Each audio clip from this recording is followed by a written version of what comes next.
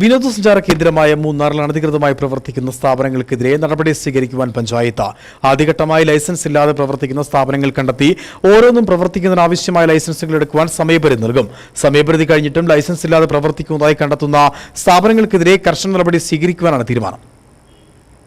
വിനോദസഞ്ചാര കേന്ദ്രമായ മൂന്നാറിൽ അനധികൃതമായി പ്രവർത്തിക്കുന്ന സ്ഥാപനങ്ങൾക്കെതിരെ നടപടിക്കൊരുങ്ങുകയാണ് പഞ്ചായത്ത്. റിസോർട്ടുകൾ, ഹോം സ്റ്റേകൾ, ഹോട്ടലുകൾ, വ്യാപാര സ്ഥാപനങ്ങൾ തുടങ്ങി ഒട്ടേറെ സ്ഥാപനങ്ങൾ മൂന്നാറിൽ പഞ്ചായത്ത് ലൈസൻസ് പോലും ഇല്ലാതെ പ്രവർത്തിക്കുന്നുണ്ട്. ആദ്യഘട്ടമായി ലൈസൻസ് ഇല്ലാതെ പ്രവർത്തിക്കുന്ന സ്ഥാപനങ്ങൾ കണ്ടെത്തി ഓരോന്നും പ്രവർത്തിക്കുന്നതിനാവശ്യമായ ലൈസൻസുകൾ എടുക്കാൻ സമയപരിധി നൽകും. സമയപരിധി കഴിഞ്ഞിട്ടും ലൈസൻസ് ഇല്ലാതെ പ്രവർത്തിക്കുന്നതായി കണ്ടെത്തുന്ന സ്ഥാപനങ്ങൾക്കെതിരെ കർശന നടപടി സ്വീകരിക്കാനാണ് തീരുമാനം.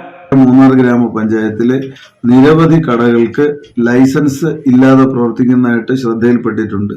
കടകളെന്ന് മാത്രമല്ല, ഹോട്ടലുകൾ, റെസ്റ്റോറൻറ്റുകൾ, ഷോപ്പുകൾ, ഹോം സ്റ്റേകൾ, റിസോർട്ടുകൾ, അങ്ങനെ പല സ്ഥാപനങ്ങളും ലൈസൻസ് ഇല്ലാതെ പ്രവർത്തിക്കുന്നതായി ശ്രദ്ധയിൽപ്പെട്ടതിൻ്റെ അടിസ്ഥാനത്തിൽ മൂന്നാർ ഗ്രാമപഞ്ചായത്തിൽ നിന്നും എത്രയും പെട്ടെന്ന് തന്നെ അവർക്ക് നോട്ടീസ് നൽകുന്നതാണ്. നോട്ടീസിൽ കേരള പഞ്ചായത്ത് രാജ് ആക്ട് അനുശാസിക്കും പ്രകാരമുള്ള സമയം അനുവദിച്ചുകൊണ്ടുള്ള നോട്ടീസ് തന്നെയായിരിക്കും കൊടുക്കുക.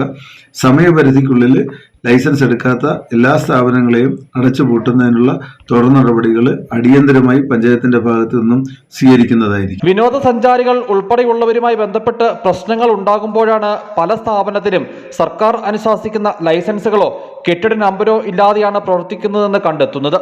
ഇത്തരം പരാതികൾ വ്യാപകമായതോടെയാണ് പഞ്ചായത്ത് തുടർ നടപടിയുമായി മുമ്പോട്ടു പോകാൻ ഒരുങ്ങുന്നത്. News bureau, Adimali.